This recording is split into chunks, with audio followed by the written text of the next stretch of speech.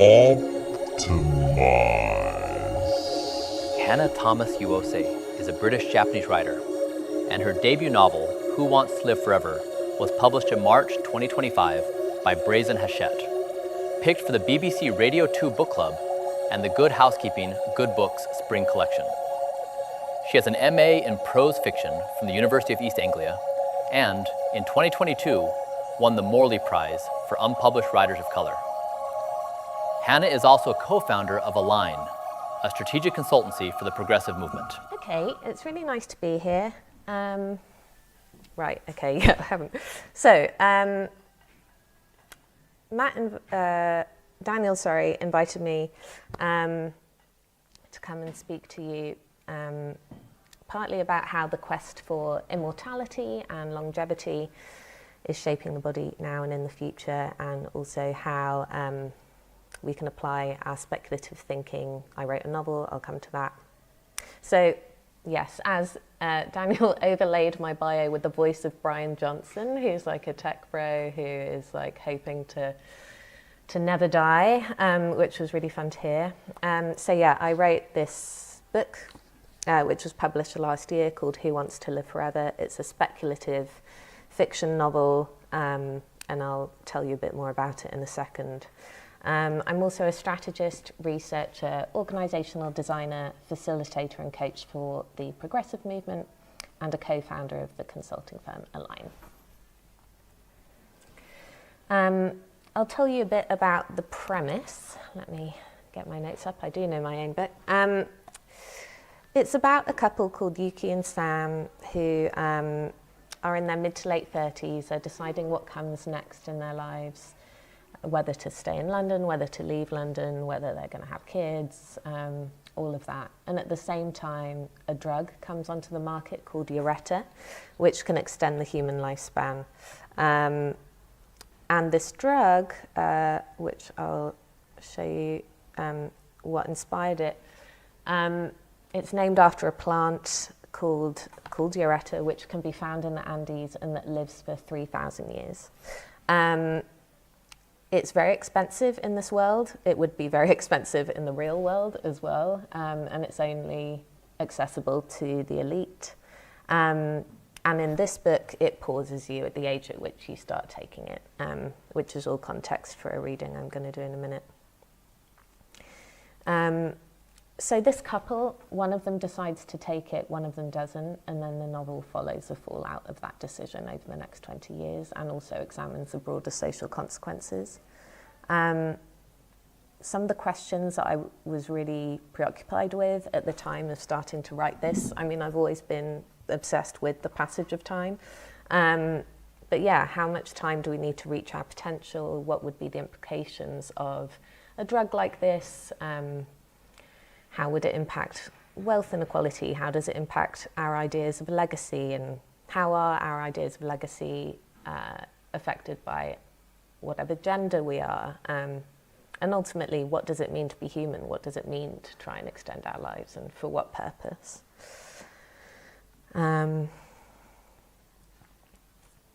Okay. So I am going to do a reading. Oh, first I'm going to show you the plant. This is the plant that lives for 3,000 years in the Andes. It's very bouncy. This is real. It's not even sci-fi. And this is Joshua tree in the States, and I'm just showing you this picture because it's quite a nice background to listen to a little bit from the novel. This is from the perspective of Frank, who is the inventor of the drug Uose in the novel. Yeah, I think that's all you need to know. And he's pretty early on in his career at this point. Frank stood, stretched, and went out onto the deck to get a blast of heat, wearing only short shorts, the kind that were fashionable at Berkeley in 1973. They were the only thing to wear in this blaze. The musky scent of the creosote bush filled his lungs as he looked out over the dusty hills at the yucca that had persisted in their slow growth for 12,000 years. He took out his phone and looked up the climate forecast for the area. In 70 or 100 years, he might build a complex out here when he was ready for something new. The screen loaded. All right, maybe somewhere else then, he thought, pocketing the phone. 12,000 years up in smoke, just like that. A bunch of guys he knew were into New Zealand, but he didn't think he could leave California. He could do Hawaii at a push. Taking a deep breath, he slapped his chest. It still tickled that anyone looking at him would see a man on the cusp of 40, even though his mother had tuned into Rosemary Clooney and Doris Day on the way to the hospital. As recently as a decade ago, old friends hadn't believed him, but it was undeniable now. The human clock was malleable, and he was living proof. A lifespan could stretch far beyond what was previously known, perhaps even to 200 or 300 years. Just look at you, they love to say now. No one would believe you're 65. Fixated as people were on his outsides, Frank was proudest of his insides. Dense bones and smooth muscle, as pink and tender as Kobe beef. He could guess at the state of his innards since he'd wielded the scalpel himself during initial trials, carefully stitching the flanks of young and old mice together to create one miraculous circulatory system, proving that with a regular, youthful infusion, old age could be deferred. His ex-wife Diane had screamed when she'd seen those 8-limbed frankenmice scuttle around their wood-chip-scattered Perspex boxes. She'd only visited the lab that once. Occasionally, Frank had the urge to find Diane, who was wrinkling up in Ojai with her second husband. He fantasized about taking the scalpel to his chest and, like some bogus B-movie, slitting it open while she howled, wrenching his ribcage apart to display lungs the shade of pink blossom and a heart, stomach and kidneys the same burnished hue as a redwood tree. Display his glorious beauty. So yes, he's not as mad as Brian Johnson, but he is that kind of character, and it's true that these mice are being stitched together as we speak. So I want to tell you a little bit about my approach to world building. Like, how did I think about all of the consequences of a drug like this, and how did I come up with the characters and all of that? This is a hand-drawn map that the sci-fi author Ursula K. Le Guin drew for her novel The Left Hand of Darkness. She drew maps for every one of her novels, and I think it's a very good example of how, when you're engaging in speculative thinking, speculative futures, it's important to build out the entire world. Like, the product or the story is one thing, but the broader world, like, it has to come out of that broader world.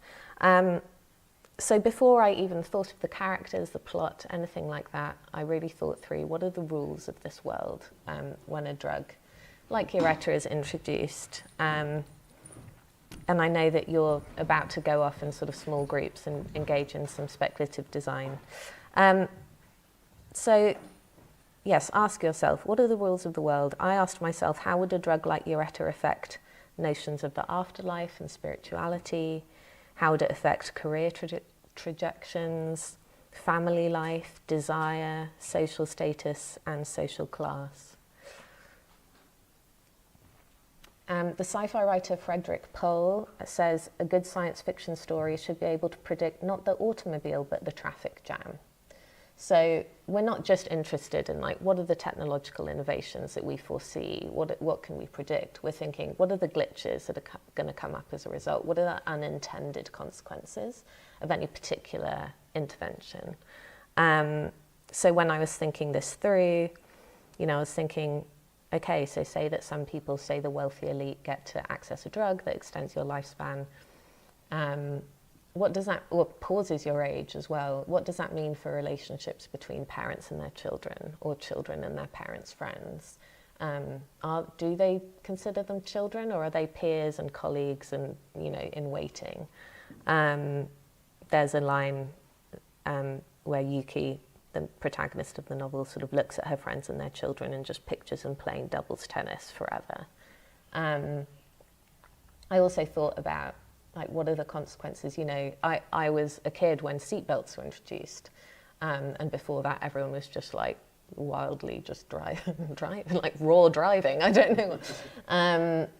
But so what does it mean to, like, potentially be able to live to 250 or 300, what additional health and safety things might be introduced? What would feel really scary suddenly, knowing that we might not just lose our lives, but potentially, 3 times the amount of life. So I thought about, perhaps some of the people who took the drug might start hiring fixed-term contract workers to do things like mowing the lawn, climbing ladders, driving, all of the risky behaviours, and that might exacerbate sort of wealth inequality by introducing this new sector. I thought about how people might stop cycling, or they might start wearing helmets to walk around, maybe even neck braces. And like, these little things are not huge topics of the novel, but they're little details that help build out the world. I also thought about the fact that, there is no such thing as a monoculture. There are just so many different subcultures that will arise in response to any technological or social intervention. So I really enjoyed thinking about what subcultures might emerge. There's a sort of small character in the novel called Ruby, who's an artist, and she lives in a commune. And even though she's on the drug and she looks very young, she wants it to be known that, she wants it to be clear and visible how many years she's lived. So with every year she tattoos a new line across her forehead. And there's another subculture called void chasers, so people who, even though they're on the drug, are really still drawn to risk and the idea of oblivion, and who kind of actually become more, more kind of dangerous. So with that, I've got a bit of a longer excerpt from the novel, which is from Sam's point of view, who's one half of this couple, and he's goes climbing with his friend Charlie, and Sam's on the drug, and Charlie confesses his own involvement with the drug. He cast his eyes around the space. Beyond the reception was an archway, through which he could see a white plywood wall that warped at unnerving angles, speckled with neon-coloured holes. Climbers hung from them, their eyes directed skywards, as if this were some place more celestial. Once they reached the top of the wall, they let themselves fall down again onto the thick crash mats below. Been coming here for a couple of years now, I reckon, said Charlie. Okay, we're over here. They went through the archway, where Charlie introduced Sam to a handful of men with single-syllable public school names, not so different from his: Ben, Tom, Luke, Dom, and Fred. Where are the ropes? Asked Sam. Ropes? Nah, this is better. Builds up your strength fast. Charlie rubbed white powdery chalk into his hands. Just beyond his friend, Sam could see a man on crutches, his right leg encased in plaster, shouting instructions at a woman splayed against the wall. That's it. Right hand small blue. Next one, fantastic. Now left hand to orange and left foot to the big red one, bit of a stretch. Sam imagined the woman falling, or worse, himself. It was true that he didn't subscribe to the health and safety culture that had taken root around Uose. Hiring Paige had been something that Maya wanted to do, not him. He'd rather be caught dead than wear a walking helmet. But he did fasten his seatbelt. His bike went untouched when it rained. He looked both ways and back again when crossing the road. Looking up at the wall, the people hanging from it, his mind crowded with gruesome, painful visions. Charlie, I got the wrong end of the stick. I don't think I can do this, mate. Of course you can. We'll start at the easier end. I'll show you. No, I mean, I'm a bit hungover, a bit fragile, and I'm not supposed to do this kind of stuff. Sam lifted his hands, apologetic. I thought there'd be ropes. It's cringe to admit, but it's just a bit much, what with Uose. Charlie looked at him for a long while. Sam scratched the back of his head, embarrassed. I can go round the corner and meet you for a coffee after? We're all on Uose, said Charlie, his voice hushed. Who? All of these guys. He gestured to the single-syllable lineup. Sam paused. And you? Yeah, mate, I am, okay. Oh, he frowned. Why hadn't Charlie told him? And you're telling me this now?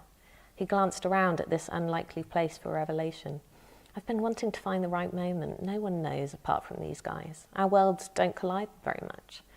A penny dropped. Wait, hold on, let me get this straight. Viv doesn't know.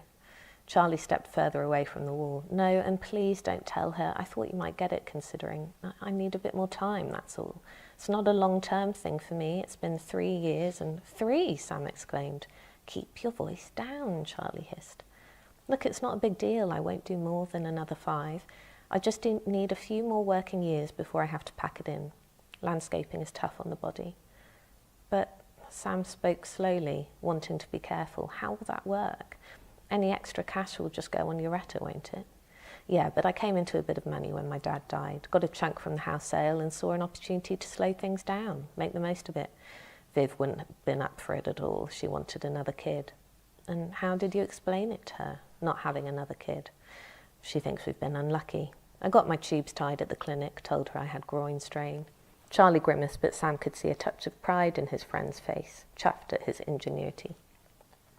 Sam looked towards the ceiling and listened to the percussive sound of people falling from a great height, gutted to find his perception of Charlie falter. He was a man that Sam had always relied on to have his shit together. Sam was the messy one, the one never quite on track. Charlie had always been a couple of steps ahead, confident and full of integrity, but to be so calculated as to go behind Viv's back? Sam saw his own betrayals in relief. Seriously, please don't tell Viv, Charlie pleaded. Sam kept his fat face as blank as possible and gave a single nod. Of course, man. He looked down at the floor, spongy and neon green. I hope I didn't influence you or anything, Charlie. Don't flatter yourself. But yeah, I'd be lying if I said you didn't play into it. You put yourself first. Gave yourself a gift. I thought, why not me? Sam rubbed the back of his neck. Was it a gift? I wish you'd given me a call. Well, we're talking now. It's good to tell you finally, mate. What a relief. Charlie patted Sam twice on the back, then turned and looked towards the wall. Tom was spread-eagled across the upper portion of it, the others shouting encouragement from below. Sam considered Charlie, the man who'd managed to have it all, the wife, the kid, the time. Why was his friend bent on risking it, putting himself in harm's way? It didn't add up. He moved his focus to Charlie's group of friends, a realisation dawning. A feature in The Guardian a couple of years before had covered the boom in extreme sports since Uose's invention. While some jogged in head protection and refused to fly, others were out climbing, snowboarding, base jumping, parachuting. Void chasers, the type of people who before Uose would have counted out their vitamins before mounting their mopeds. Freed of the imminent spectre of oblivion, Uose supercharged a flirtation with it. Perhaps, the article had concluded, they needed to toy with death to fully understand what they had gained. So yes, that is to demonstrate how to think through, all of the potential unintended consequences of a new technology.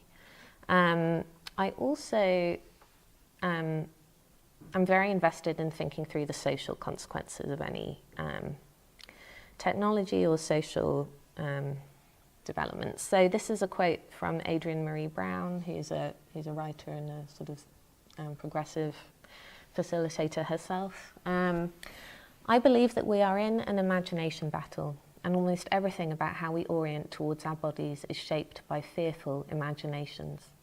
Imaginations that fear blackness, brownness, fatness, queerness, disability, difference. Our radical imagination is a tool for decolonisation, for reclaiming our right to shape our lived reality.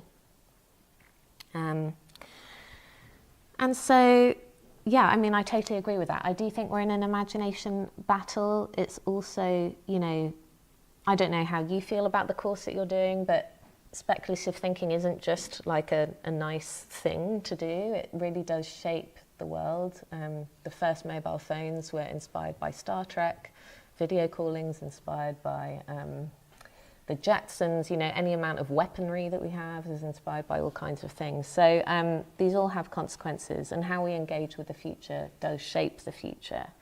It was important to me in my novel that, I wasn't hitting people over the head with a certain message. Like, I wanted it to be almost amoral, so that the reader could think through what they thought. But ultimately, I do believe that speculative fiction and speculative thinking can be a vehicle for progressive social change. And so I wanted to give you a bit of a behind-the-scenes glimpse into my thinking and why I think that the quest for longevity is powered by fearful imaginations.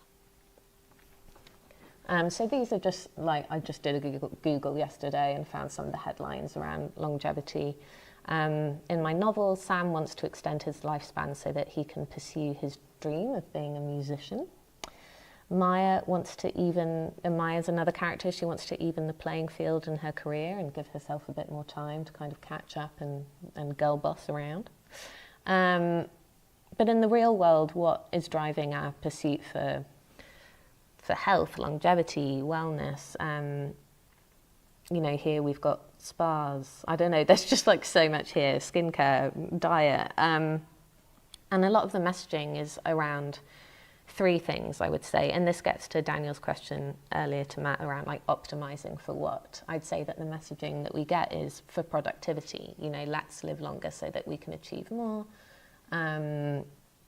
Let's live longer, so that we can have more leisure time, so that we can live out our retirements in good health.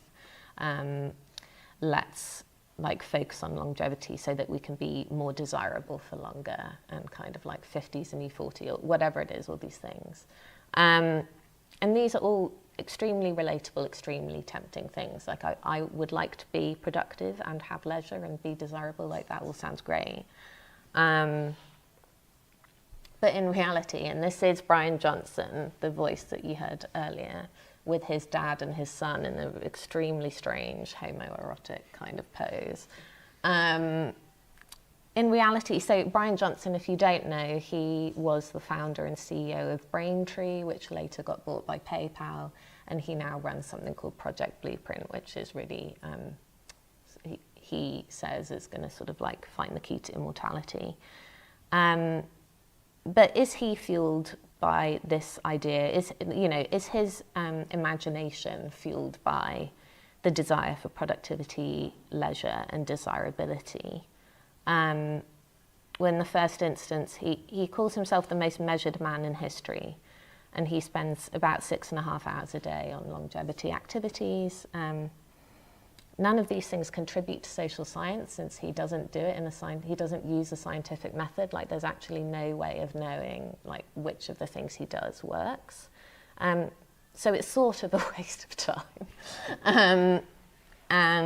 In terms of desirability, he seems very driven by desirability and his own sexual performance. He measures his nighttime erections every night.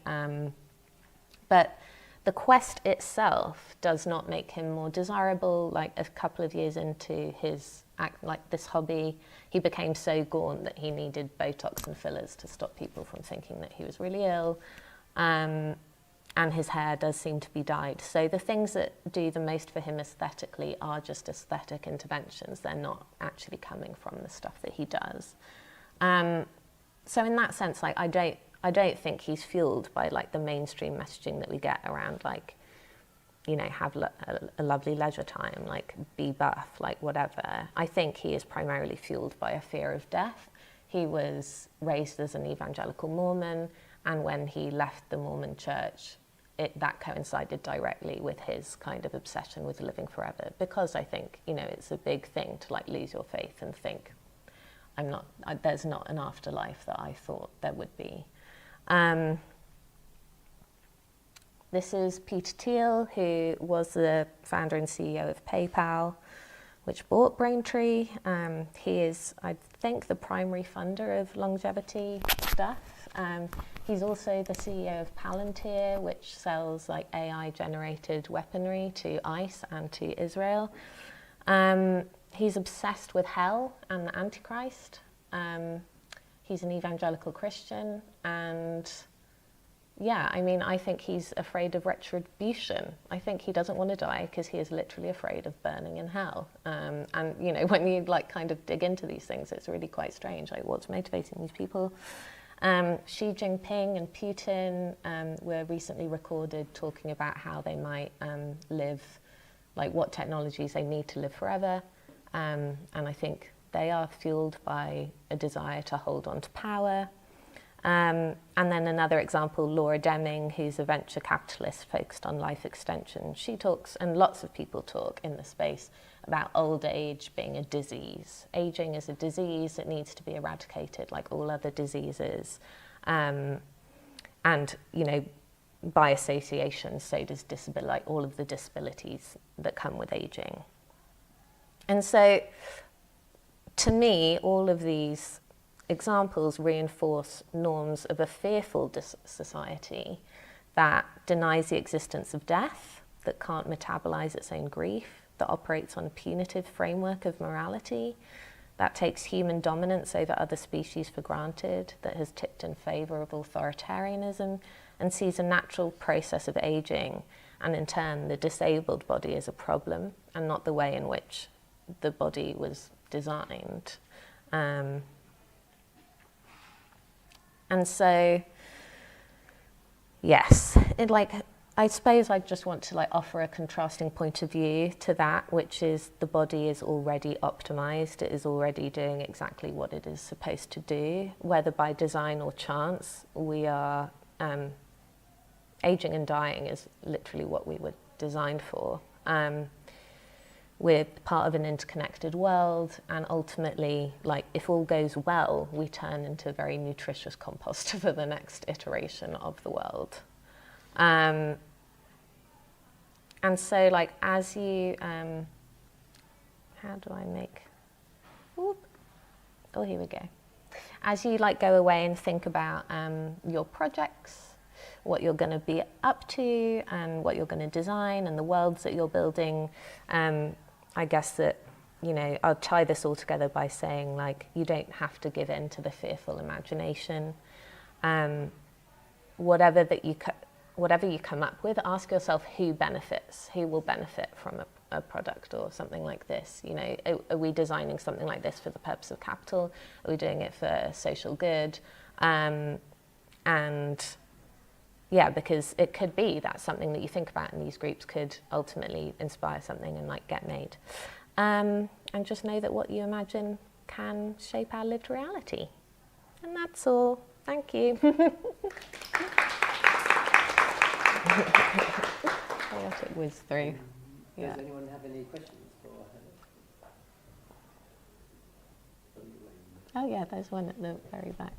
I really enjoyed reading your book, but Oh. I also thought, I really resonated with the way you said how you captured the characters attempting to be quite immoral. And I really love that all the characters in the story have different relationships to death. And since reading the book, I've been asking what other people's relationship to accidental death is. So I'm curious what you think about accidental death and how you capture people's behaviors changing after they get administered. Yeah. What's my relationship to accidental death? Yeah, it's bad. Very against it. Yeah, deeply against it. I mean, I think, every time my boyfriend goes off he cycles a lot. He's already broken both collarbones. Just, I'm always like, safe cycling. I always think it's the last time I'll ever see you. But yeah, I do think, I think over time, over my lifetime, I think culture has become way more health and safety conscious. I mean, people used to smoke on planes and be walking up and down or whatever.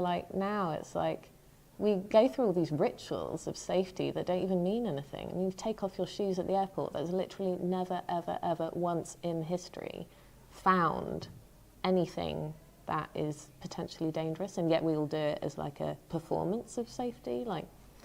I don't know, but yeah, I think I do think this would be a huge unintended consequence of a drug like this. Yeah. Maybe in the book, there's also a kind of another thing that was explored around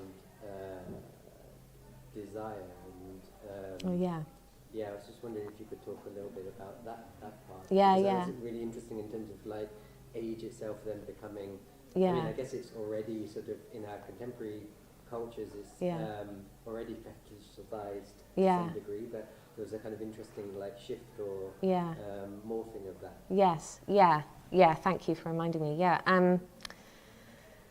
Yeah, and you all, I think your last summit was on luxury, is that right? And sort of, I imagine you spoke a lot about status and stuff like that. So I think, yeah, in the book I kind of imagine, well, if more people were taking a drug like this and there was more youth around, that one unintended consequence is that women who are aging more naturally are seen as a rarer commodity, and therefore their social status may well go up.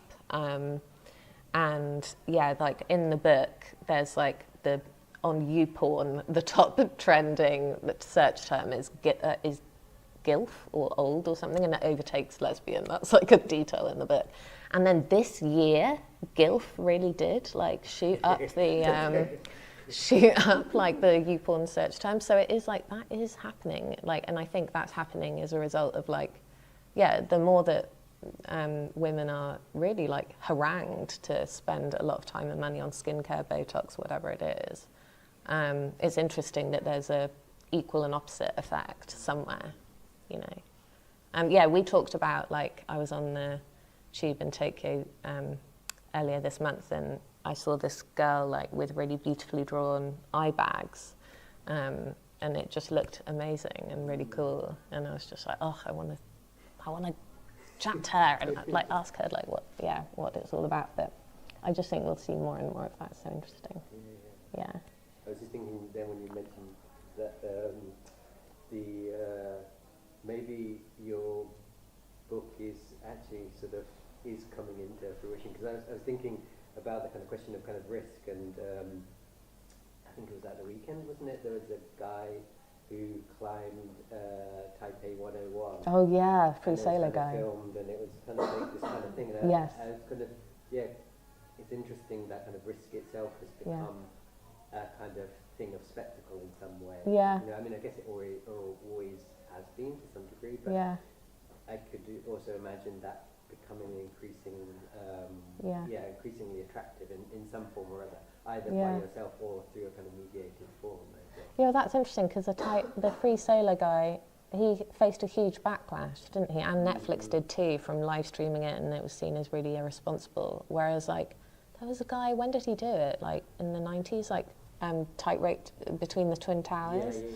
And he was like without anything, and he was really celebrated. I mean, the documentary about him is like really like, wow, like how incredible. So yeah, already it's like one's responsibility, and like ultimately, I mean, all of this is like one's responsibility to like be like a productive member of society that like accrues capital. Like, it's not like we care particularly about this man's like future happiness and health, or it's like, no, don't encourage other people to go out and take risks. Like, people have got to be responsible to the family, which is like the base unit of capitalism.